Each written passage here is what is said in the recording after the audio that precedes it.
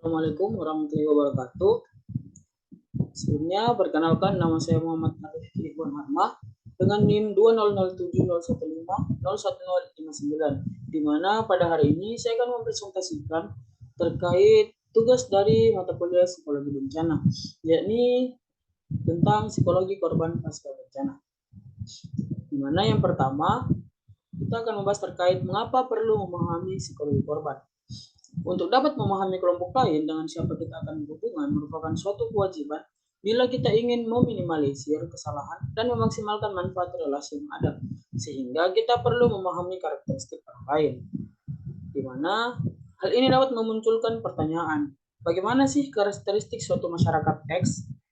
Barangkali di mana terdapat dua kemungkinan cara pandang. Yang pertama, yang menjelaskan karakteristik masyarakat X terbagi tersebut sebagai terberi atau given, stabil, dan menjadi generalisasi. Yang kedua, menjelaskan karakteristik yang tampil dan teramati sebagai suatu proses konstruksi terus-menerus yang merupakan interaksi sangat kompleks dari semua dimensi yang ada dan keberadaan manusia. Karena setiap manusia itu unik, dan memiliki cara pandang yang berbeda. Cara pandang yang kedua juga akan berhati-hati untuk menggeneralisasi dan berupaya untuk tetap terbuka terhadap perbedaan individu maupun sub-sub suatu kelompok. Cara pandang pertama cenderung simplitis, mengekang stereotip dan prasangka antar kelompok, serta dapat diwarnai dengan bias. Cara pandang kedua justru meminimalkan prasangka dan keterpisahan sekaligus berpotensi besar mengembangkan pemahaman konseptual lebih baik tentang kelompok-kelompok yang berbeda. Yang kedua yakni trauma dan stres pasca trauma.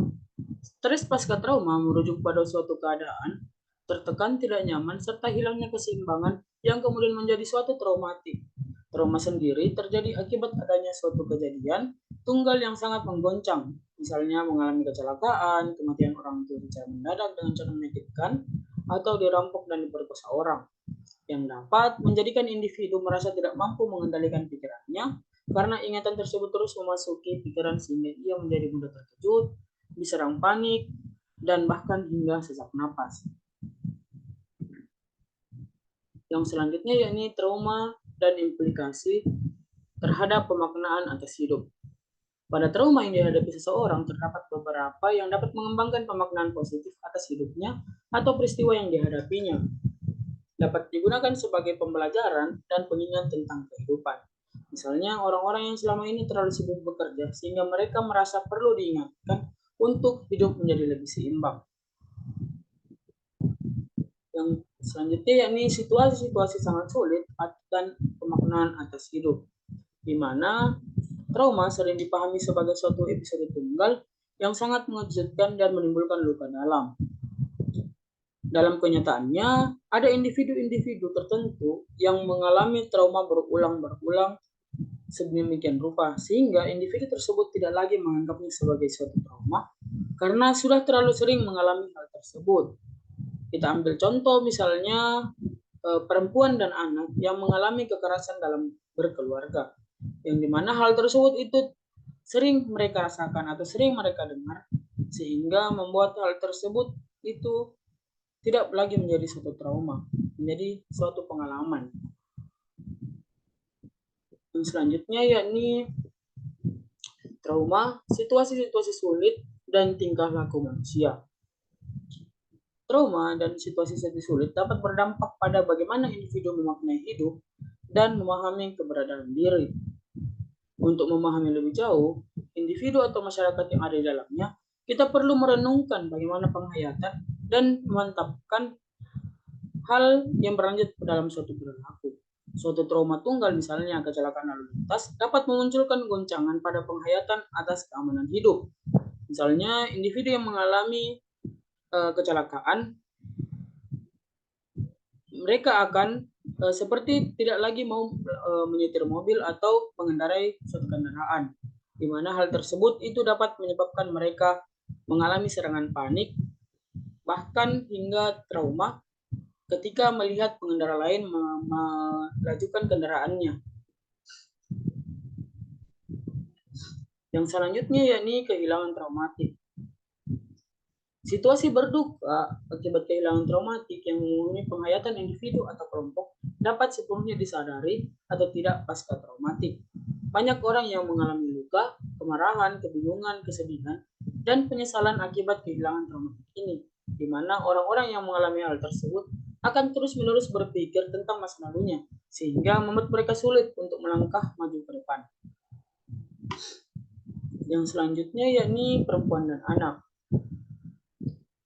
Dengan adanya diskriminasi berbasis gender dalam situasi normal, perempuan dan anak lebih rentan terkena perilaku diskriminatif dan kekerasan, seperti misalnya dalam situasi-situasi sulit dalam kondisi pasca bencana, seperti yang dialami pada saat tsunami Aceh, yang memakan lebih banyak korban perempuan dan anak. Mengapa hal tersebut bisa terjadi? Diakibatkan karena mereka masih mengekalkan mitos-mitos dan stereotip yang menyudutkan perempuan, di mana yang banyak yang mengatakan bahwa perempuan itu lebih banyak dosanya, sehingga mereka lebih banyak mati.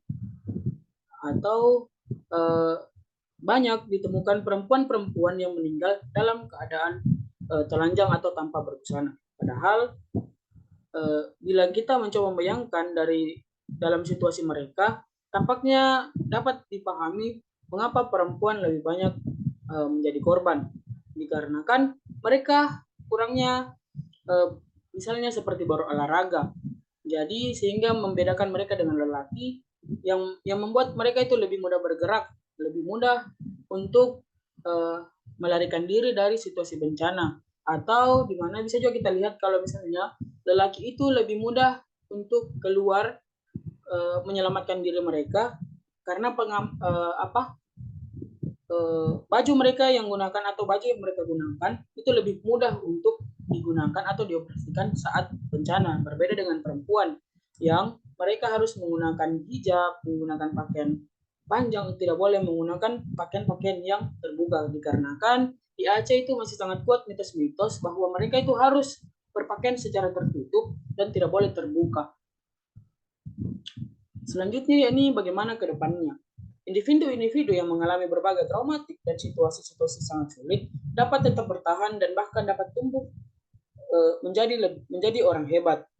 Dapat memaknai luka yang dialami tidak sebagai hal yang melumpuhkan, melainkan sebagai hal-hal yang dapat membuat mereka tumbuh.